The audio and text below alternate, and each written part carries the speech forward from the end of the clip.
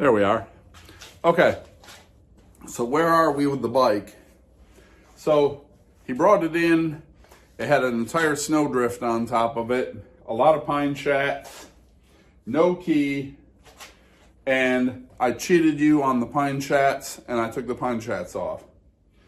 I put it on battery charger for the night that you can see back here, but the battery is just that shot. So I just went out and I grabbed a jumper battery that I had that I carry in my truck in the wintertime to jumpstart somebody with in case my truck won't do it. So I got all that hooked up. Is what I'm planning on doing is because the gas in this thing is horrible. Horrible. But I'm just going to open up the carburetor. I'm going to give a little shot of carb clean and just see if it's enough to get it running. I still got to clean all the fluids in this thing. It's going to need a lot of work. But for entertainment's sake, let's just see if she'll run. All right, so I got my flat screwdriver here. I'm going to pop the air cleaner cover off, take the air cleaner off of it, and I'm just going to give her a little cheech of carb clean because it's just a hair more juicy than fuel, and see if she'll kick off. Maybe it'll start and run. I don't know. But we're going to see. So there's 6 clips on the top of this bad boy. And this bike isn't all busted up like most of the bikes that I mess with. You know, it was probably loved a little because it's not horrible.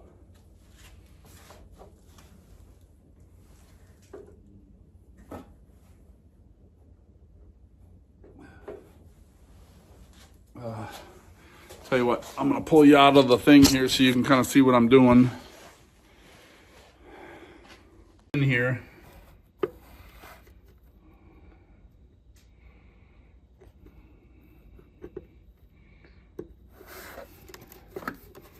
All right, the air cleaner is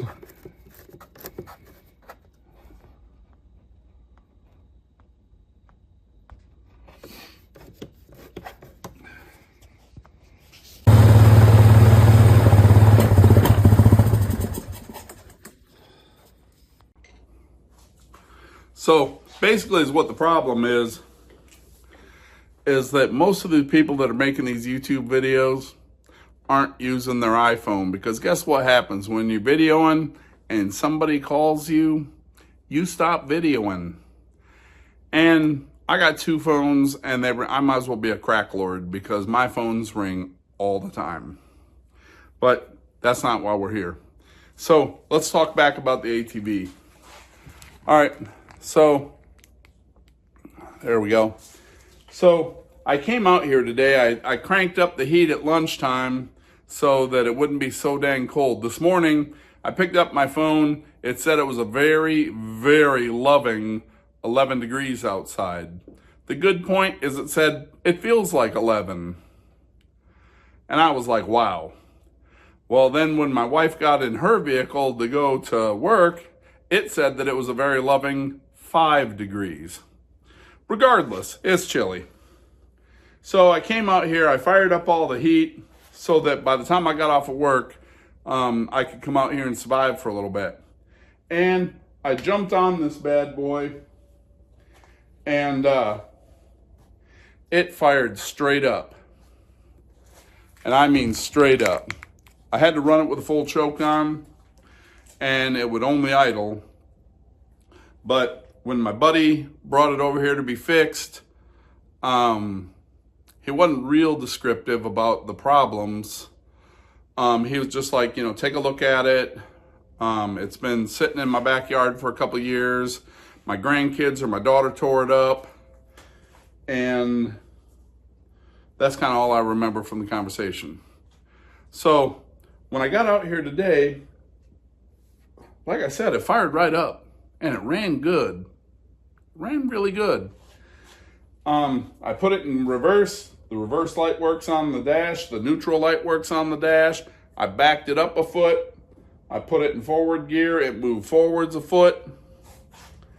So I'm like, well, dang. I said, maybe I'm just changing the fuel out in this bad boy and checking the radiator levels, because you got to take half the bike apart to check the radiator fluid, because that's what you do nowadays. And I'm still going to do that, but I'm going to change out the fuel totally, because he was telling me that 2 or 3 years ago, or 4, whatever, the last time that this thing was run, it didn't have non-ethanol gas. He was just running straight pump gas. And then, you know, when the grandkids would come over, or kids as friends would come over, I'm sorry, I don't know if they were grandkids or regular kids. But when kids would come over and ride it, he said that you could go like hell for 200 yards and then it would backfire a couple times and quit. Now, one of the things that I've noticed is pump gas will go bad in about 3 weeks. It'll start getting horrible. And then non-ethanol gas obviously lasts a lot longer, but I still treat it. I don't know if, you know, no, unless you get the scientists that mixed it all up, you don't ever really know. But you feel better, you know, putting the saver in there, the fuel saver. So I'm going to take and I'm going to pump this tank out, and I'm going to put just some straight Gitter on 91 in there, and I'm going to run her for a little bit, and I'm working up the courage to take this thing outside and ride it. I'm not going to kid you. It is cold out there. I left Minnesota in 86. That was only a few days ago. But, so I don't fare so well in cold weather anymore. I got old, chubbier, and I don't deal with the cold anymore. But this last couple weeks has really toughened us back up, and we're willing to consider it. We want to go ride this thing. You know, I got a hood out there. I don't know if anybody's ever gone hooding. Wow, that would have been a good video on its own, because city people don't know nothing about hooding. That's where you take a hood off of an old car or truck. I got some friends, they screw down chairs on them. They'll carpet them, and then you get a long rope, and you pull it behind an ATV or a snowmobile, and you just go out and go. It's sledding, but motorized. It's water skiing, basically. And it's a lot of fun until you crash, your buddy slings you around and you hit a tree. Stuff like that kind of takes some of the fun out of it. But 99% of the time, great. Good times. So, here in a minute, I'm going to go find all of my fuel pumping stuff. Basically, I'm going to use a kerosene pump, and I got to go find a can of something to put some not so good gas in. And then, because I'm just like all fine Americans, I have red cans, blue cans, yellow cans. None of them are labeled, so you got to park them at different spots in the shop. So you know that this one's gas, this one's diesel, and this one's something else. So then when you go to pump it into something, you got to spill a bunch out on your hands and smell it for 3 or 4 minutes so that you know what what you're doing. And I'm only teasing about that, y'all. But I have come home to find someone helping me mow my lawn, because I work too late every day for a week. And they took my lawnmower out and was mowing, and it ran out of gas. They went into my garage and grabbed the first full can that they seen, and it was kerosene. And you know what? A warm lawnmower engine will mow a long time on straight kerosene. It ain't until you bog her down a couple times that she really quits. But I came home, I smelled it, knew right what the problem was. I had to take a few things apart, bleed it all off. But that's Fuels 101 for today. Give me a couple minutes. I'm going to go get all my pumping stuff out, and then we're going to start making a video, and maybe I'll get brave enough to go outside with this. Okay, so we're back. I tell you, sometimes just the amount of retakes and the things you got to do to come up with something snappy to say. You know, Derek from Vice Grip Garage, I love watching that guy. I love fucking Puddin's Fab Shop. I mean, those guys dance moves and funny comedy, and I don't really have a whole lot of that. But anyways, I do have a few technical things. People like watching you know, the little snippets of the crap that I fix. So we're here. I got a bunch of these cheap fuel nozzle pourers that have both the metric and standard heads on them. I got one little crappy gas can. I try to put all my crap fuel in something like this because when you're going out, I start a lot of fires. Not like the California fires where I'm burning trash in my own backyard. So you don't want to have a big can with you. You know, you want to have something small that you can control. Because, you know, in the Navy, one of the big things you do is fight a lot of fires. And you don't want to be a part of something that can get away from you. You know, all of this stuff is about control. That's why I don't climb high things. I don't climb under heavy things. I still pick up too many heavy things, but that's a whole nother topic. So let's get to pumping. So the can fits right in the air cleaner holder. And then we're gonna take and see what this looks like outside of the light. I don't know if it's gonna let me zoom or not. I don't know, we're gonna have to test this theory. Oh yeah, piece of cake. All right. So it definitely looks like kerosene that we're pumping out of this bad boy. I know that it's not, but it's yellow and crappy. It smells like hell. Heck, sorry. And it'll just take a minute to pump it out, hopefully.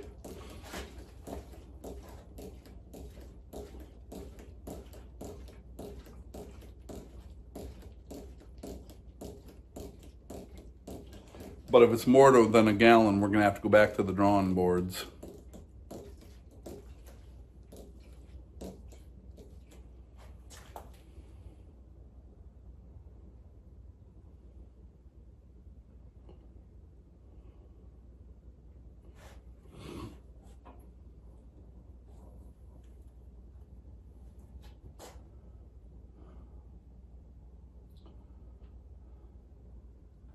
I just realized that I have a def can sitting right here. That in case we need it. But you just never know. We got a good vacuum going. Oh, we're getting some air bubbles now.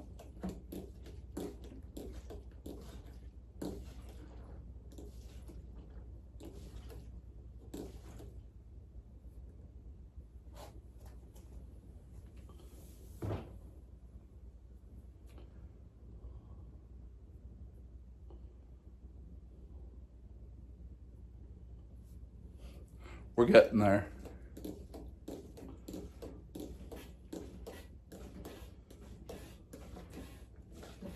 Oh yeah, we're blowing a lot of bubbles now. So I'm gonna take a flashlight, which is also on my iPhone, but don't tell anybody, and check to make sure this tank is clear.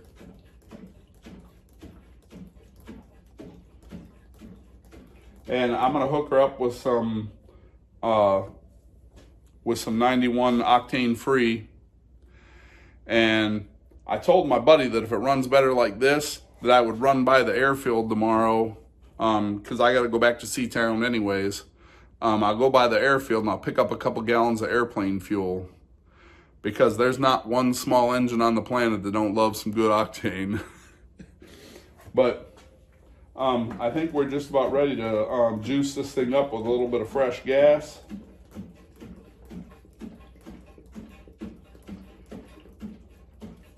And we'll see where it goes from there. So give me a minute, I gotta go find all of that now. Okay. So I got some fresh fuel we're gonna dump in there real quick. Hopefully I don't spill and make a big mess, because that always stinks.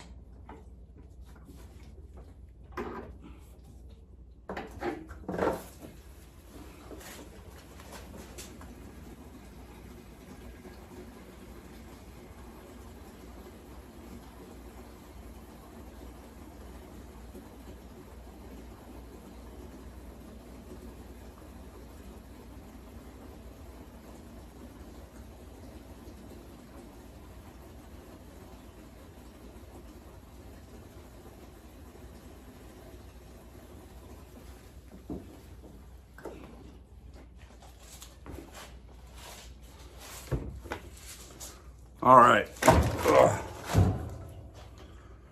Let me close up my cans real quick.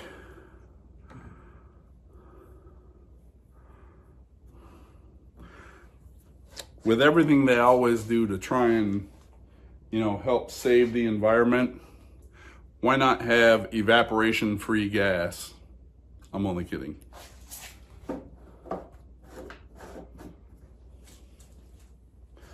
Which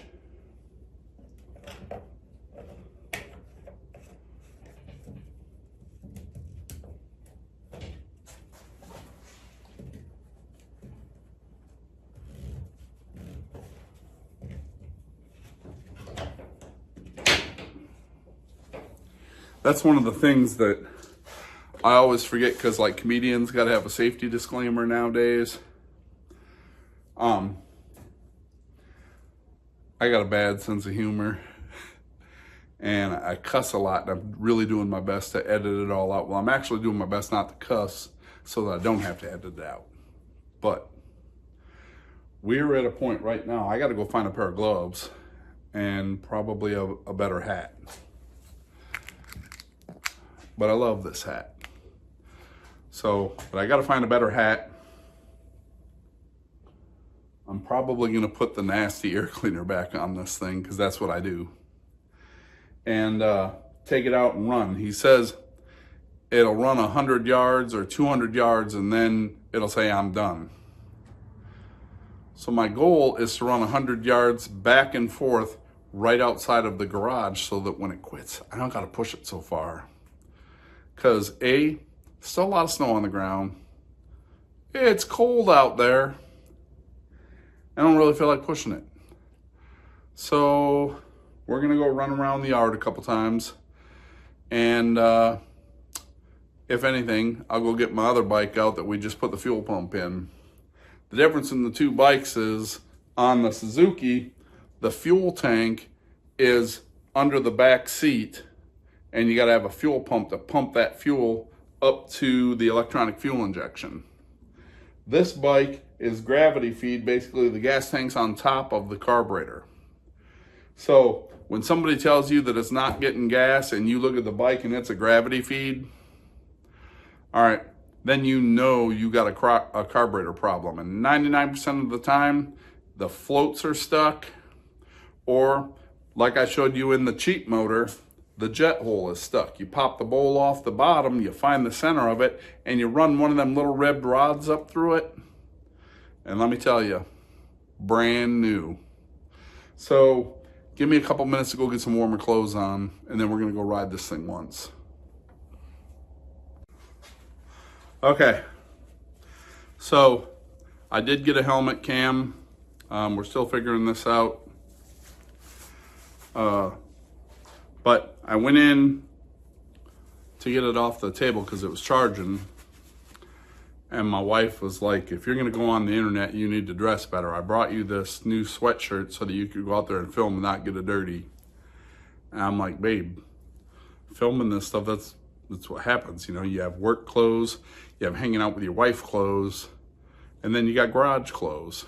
So anyways, let's fire this bad boy up and take her for a ride.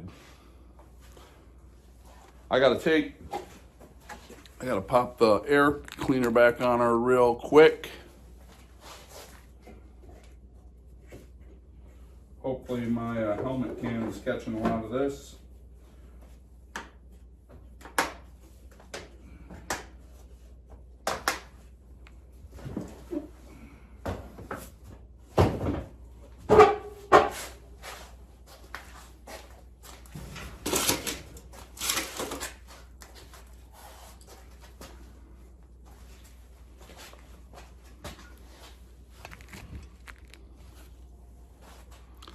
In doing all of this, somebody disconnected the battery. It ain't gonna start. I need a couple minutes to rig something up. Let me go find something and I'll be right back.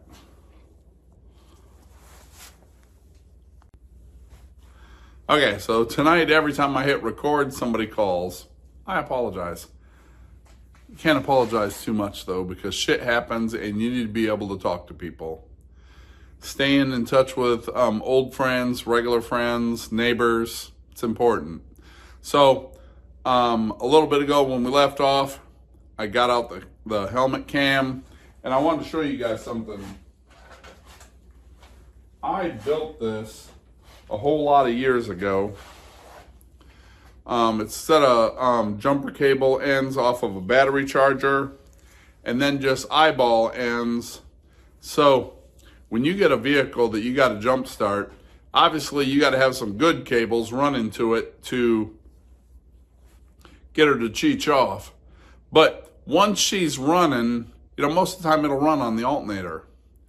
But then you got to run the habit of, a wire shaking loose of the rag and the hot touching the ground and arcing, or it just dies out, or you left it hooked up to the bad battery. Okay, so this ATV has the bad battery. So, and again, I apologize, but the battery is right here. So, and I'll put an arrow in that when I film edit this. But so what we're going to do is we're going to hook this up to the battery, and then I'm going to hook this up to my good battery, which is on the back of the bike.